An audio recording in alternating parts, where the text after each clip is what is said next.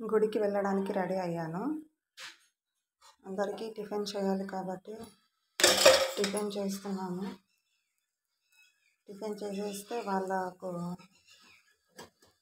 అయిపోతుంది.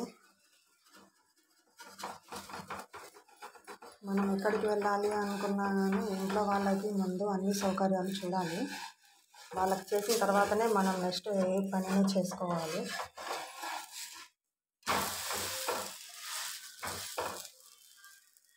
ఇంట్లో అన్ని చేసిన తర్వాతే బయటికి వెళ్ళాలి.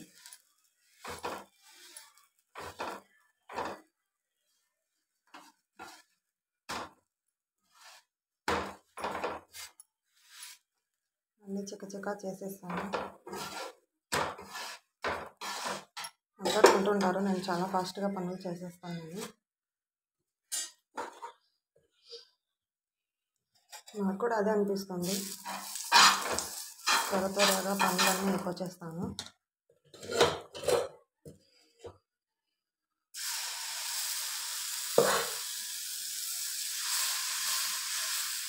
ఇంకా చేస్తాను. అయినా వంట చేస్తుంటే అదొక రకమైన హ్యాపీ అండి. అది ఎందుకో తెలియదు.